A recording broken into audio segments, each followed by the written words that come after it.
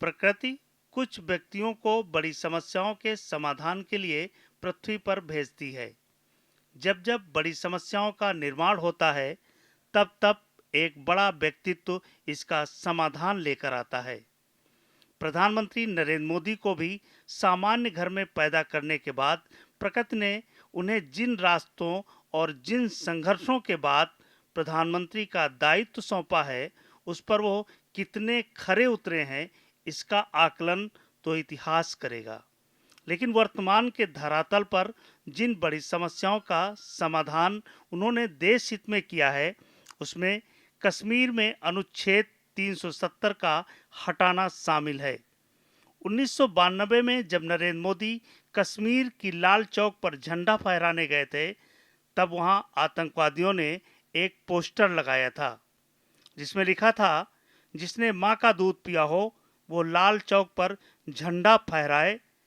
लाल चौक में पोस्टर्स लगाए, दीवारों पे लिखा है, जिसने अपनी मां का दूध पिया हो वो श्रीनगर के लाल चौक में आए, आकर के भारत का तिरंगा झंडा फहराए, और अगर वो जिंदा वापस जाएगा तो आतंकवादी उसके नाम देंगे।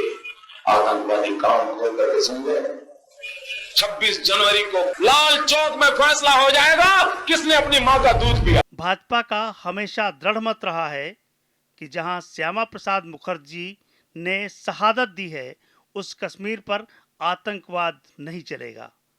जब अवसर आया तो सारे विरोधों को दरकिनार करते हुए उन्होंने कश्मीर से अनुच्छेद 370 को समाप्त कर दिया।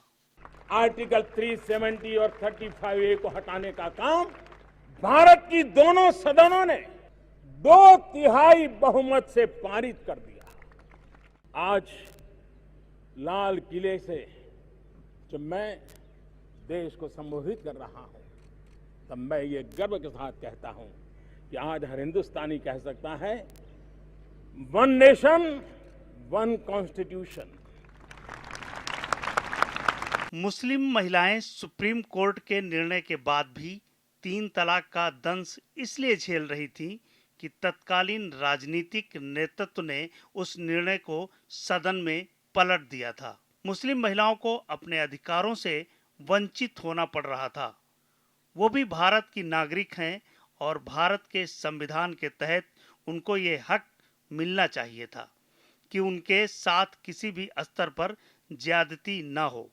सरकार ने इस समस्या का समाधान तमाम अवरोधों को तोड़ते हुए कर दिखाया। Result of the division on adoption of the motion that the bill be passed, subject to correction, as 99, noes 84.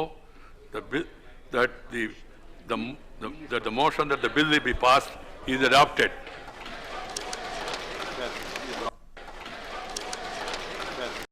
आपने देखा होगा, हमारी मुस्लिम बेटियां, हमारी बहनें, उनके सर पर 3 तलाक की तलवार लटकती थी। वो डरी हुई जिंदगी जीती थी। 3 तलाक की शिकार शायद न हुई हो, लेकिन कभी भी 3 तलाक की शिकार हो सकती हैं, ये भय उसको जीने नहीं देता था। भारत के लोकतंत्र के स्पिरिट को पकड़ते हुए, भारत के संविधान की भावना को, बाबा साहब आंबेडकर की भावना को आदर करते हुए हमारी मुस्लिम बहनों को भी समान अधिकार मिले, उनके अंदर भी एक नया विश्वास पैदा हो, भारत की विकास यात्रा में वो भी सक्रिय भागीदार बने। इसलिए हमने इस महत्वपूर्ण निर्णय को किया। जिस इक्ष्वाकु वंश में भरत जैसे प्रतापी वीर पैदा हुए, जिनके नाम पर ही इस देश का नाम भारत पड़ा है, जिनका अनुसरण करके देश रामराज्य की कल्पना करता रहा है, पूरे देश के लोग चाहते थे कि भगवान श्री राम का भव्य मंदिर अयोध्या में बने, लेकिन कमजोर राजनीतिक इच्छा शक्ति के कारण यह नहीं हो पा रहा था। इसका श्रेय भी प्रधानमंत्री नरेंद्र मोदी को ही जाता है, जिन्होंने भूमि पूजन करके इसका श्री गणेश कर दिया है। पूरा देश रोमांचित है, हर मन दीपमय है। आज पूरा भारत भावुक है।